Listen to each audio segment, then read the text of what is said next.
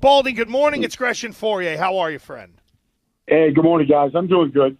I'm right where I'm supposed to be, right here in the film room, so I'm doing good. There you go. And, what jumps out to you, Baldy, when you flip on the Patriots offensive tape from the Giants game? Well, it's offensive. You know, like it's offensive, like insulting, like you're insulted Yes, by the fact that what you're watching.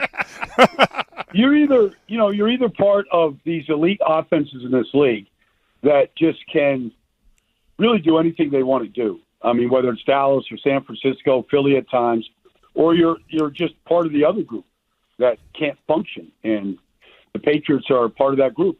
It's quarterback play, it's design, it's just the lack of any kind of athletic players that can do things out there in space. And they're just very limited by what they can do. Yeah, even that Buffalo Philly game. I was just watching that, and I was just so jealous about just how efficient and clever, and how the quarterback plays, just next level elite type stuff. And now we're sitting there watching Tommy DeVito, Bailey Zappi, and Mac Jones, and you're like, and the score is 10-9. I'm like, what the hell has happened to the league? Do you find that there's more? That it is a massive discrepancy between have and have nots. Yes, yeah. It's I don't think it's ever been greater either than it is right now, because we either find a game like Philly and Buffalo, which you can't leave your chair. I mean, I announced that for national radio. I mean, it felt like playoff intensity, into overtime, and the quarterbacks took the game over. One was better than the other. It was phenomenal. But that's kind of like the life of an analyst right now. If you get great quarterback play, just shut up and get out of the way. Let the pitchers do, and let the athletes just take over. And then if you get DeVito against Zappi and Mac Jones, it's like, how do we make this palatable at this point? Because it's really tough. Although I would say DeVito to Jalen Hyatt looked like a pretty good connection against the Patriots defense for a few plays. So, Baldy, it's funny you mentioned the haves and have-nots, and maybe the difference has never been greater in terms of, say, offensive skill. Are you finding that the league is does the league have a crisis at, say, an offensive position? Like you look at some of the quarterback play and it isn't good. Are there enough wide receivers to go around? Are coaches being finicky with some of these young wide receivers? Like you mentioned Jalen Hyatt, and it feels like it's start and stop with him. Do you have a bit of a theory as to what a lot of teams are really lacking offensively as to why there is such a big gap? Well, the offensive line play is really poor in a lot of places. That's one. When this was a 12-team league, back in the 50s, there wasn't enough good quarterbacks to go around. So that still exists. And I just think, the interception by Okereke last week against Mac Jones, the play, everybody runs that blitz. Everybody runs a weak side overload blitz, and they come down to play man coverage on the two receiver side, and the quarterback has a free hitter like he had Isaiah Simmons coming right at him, and he makes a horrible throw. I see that every single week, and I go, that's just bad offense. It's just bad offense from the standpoint the quarterback has nowhere to go with the ball, and he makes a bad throw and a bad decision. It sets up the Giants' only touchdown of the day. And I see that every week, and I go, is anybody going to fix this? Because this is just poor coaching to me. I would run that blitz 5 times a game, like Buffalo does. And if you get one of them, like you get, maybe that's a difference in the game. But I see some really bad design and bad coaching and too many empty sets with teams that aren't capable of handling those things. So when you look at the Patriots, and their offense just looks so predictable, so easy to identify, even the beginning of the game, and I know you saw this, even the slant routes that they were running, it was just so easy for those corners just to literally stand flat-footed and just wait for the ball to come to them. It was so easy. They literally did that. They literally stood flat-footed and waited for the break. But part of the issue with why the Patriots are so bad is they don't threaten you at all. And so these safeties are they're not worried about the middle of the field. They're not worried about deep halves or anything like that. There's no threat. And so they're just cheating the whole time. And it makes it really difficult especially if you don't have elite receivers like they don't, to just get simple, 6 yards, drive starters. Like, that's difficult to do. So how do you even, like, if you're Bill O'Brien, if you're the offensive coordinator of the Patriots, and you obviously are aware of this, the defense is aware of it because it's not hard to hide. You can't hide it. How do you draw up a game plan? Or what should your game plan be? Well, they're very limited. I mean, even like the first interception by Deontay Banks, it's a slide protection. All right. Everybody runs this route combination, speedo route combination, max protection, play action, try to push the ball down the field to get some kind of a chunk play, except the left guard freezes, Cole Strange freezes on the play, and you get a free hitter coming at Mac Jones. And because of that, the running back had to pick up the defensive tackle. Now, Xavier McKinney, who's in the flat, there's nobody out there because the back is now pass protecting. And so he just drops into coverage and just squeezes that hole on the deep over. And, it's the hole isn't big enough to throw the ball into, and Banks gets the interception. It's not a good throw either.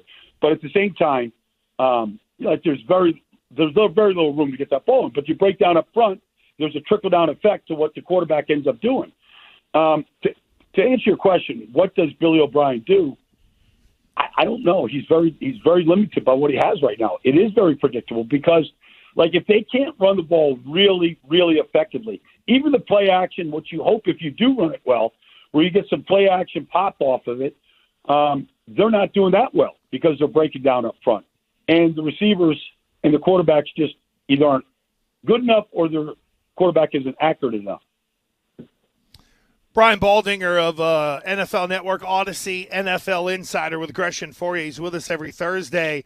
You mentioned the play action, Baldy, and, of course, I'm sitting beside a tight end here, and I'm wondering, the tight ends in the Patriots offense have been non-existent this year. I pulled up the numbers for across the league. There are some guys that are still out there catching the ball, but where are we at in terms of tight end usage in the game, Baldy? Are people using them more than ever, and the Patriots just aren't? Because forget Gesicki, even Hunter Henry. I mean, he should be an above-average player, and instead it's like the guy doesn't have any stats this year. That's true. The Dolphins don't really play with the tight end.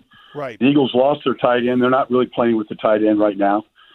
Dallas Founders and Jake Ferguson, he's making a difference. You go around the league, some teams, Buffalo drafted one, Dalton Kincaid. He's been pretty good. He can't block, so they're limited by what they do with them, so they got to manufacture some strong side runs in other ways. I would have expected more from Hunter Henry. I just always thought he was a good true Y, where he was a good blocker, and he was a good red zone threat, and he could beat man coverage. But you just haven't really seen very much of it. And then Gesicki is just, he just has been a non-factor. He was a non-factor in Miami because the offense just didn't really use a tight end that much. And so, he's not a good blocker. And then he's just a limited route runner. So, they don't really have two good tight ends right now. And Hunter Henry, I believe, is just underutilized at this point. So when you're looking at it looks like today, even yesterday, a lot of people looking at that media portion of practice, Baldy, and going, and look, Zappe's taking all the reps. So I'll ask you, if Zappe does get the start, how much of a difference does he make? None. I mean, what does he do? I haven't seen him do anything this year. Look, it's the old adage, right? If you have two quarterbacks, you don't have one. I mean, they're just they're just grabbing at straws. Look, we're down to 13 quarterbacks in this league. That's, to me, what Zappe is, a 13 quarterback. Probably finish a game for you. I don't think he's going to do anything special out there. He isn't going to suddenly become a 70% completion quarterback. I don't think that's going to happen. And so, I might be wrong. I'm not here to devalue anybody, but he looks like a 13 quarterback to me. He doesn't look like a guy that can come in there and win games for you right now. Baldy, is there anything about the Patriots defense that stands out to you? They played in a ton of close games this year. They've been in a bunch of them, and the defense has been a big part of it. But I'm curious, to your trained eye, what you're seeing on that side of the ball from this New England team. Well, I mean, they play good run defense. They're very stout up front. They play with good technique. They know how to stack and shed, get off blocks, protect their linebackers. They're good against the run. But, this isn't a running league. It's good that you could do that. But, right now, quarterbacks are, they don't take the ball away. They don't force a lot of fumbles. They've got 6 interceptions, I think, in 11 games. I mean, so they're not, I'd rather lead the league in takeaways than in defense, so they're not taking the ball away. And then, they're not exactly, J.C. Jackson had Jalen Hyde run right by him last week. It's not like they're really stout on the edge. And then they don't really get to the quarterback very often. And so they don't, obviously losing Judon was a big loss. He's a great player. So they lost a lot there with what they could do with him. They don't have elite players that can make those type of splash plays the way other teams do in this league right now, the way you see the Cowboys playing defense. You see the way Denver's playing defense right now. They've got 16 takeaways in 5 games. I mean, it's, some teams are just more adept at doing that right now. Yeah, so Baldy, so with the Chargers coming into town, Justin Herbert, that whole crew, I mean, is this, I guess, what type of chance do you give them? Because I know the Chargers defense isn't great.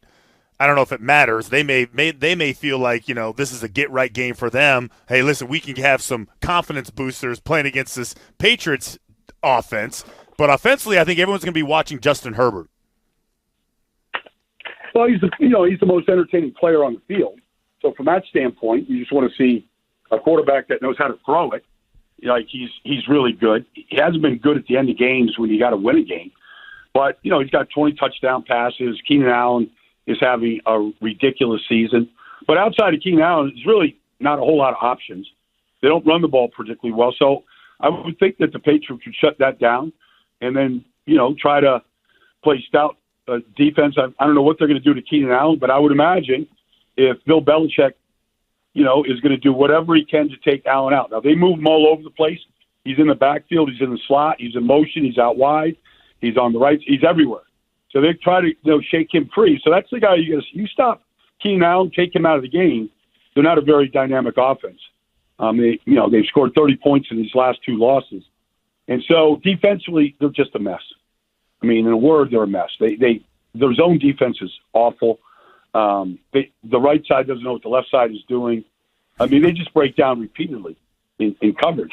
And they don't tackle well at all. So I imagine you could run the ball against this group, and you might be able to have a little success throwing it against them simply because of how frequently they break down. Well, this is, I'll tell you, when sounds like a real entertaining game. You know what I was going to say? When Fourier and I, us football guys, found out that we were getting Baldy this year, we had such hope that we were going to have so much to break down, and instead we got exact nothing opposite. now. We got nothing to break down. It's crazy. The great Brian Baldinger. You know what's crazy about that? Sure. No, what do you got? I'm an optimist. I'm always looking for something good technique, great effort, individual play. I'm always looking for that. I always start with that side of it in most places. I feel like I did that New Orleans game up there where they didn't score a point. They could have had it 100 times. They weren't going to score against them. I feel like every game I watch the Patriots is exactly the same. It feels like Groundhog Day. I feel like I know and I know you guys, it's predictable. There's no juice to it. It's honestly, like I've seen some teams just improve immeasurably as the season has gone on. Denver has completely turned it around. But I just don't see that with the Patriots, and that's disappointing. Like I want to see improvement. I want to see development of players. I want to see a sophisticated passing game off a decent run game, but I'm just not seeing it. We're with you. We're with you. There'll be bigger discussions to be had with our friend Brian Baldinger, host of the Odyssey NFL podcast. It is the best football show. And, of course, you can see Baldy on NFL Network. Follow him on Twitter, @BaldyNFL. Lots of breakdowns there. Brian, thank you, friend. We appreciate it. We'll catch you next week, Baldy. Thank you. Thanks, buddy. My pleasure, guys. Take care now. There we go. It just gets worse and worse and worse. It really is, isn't it?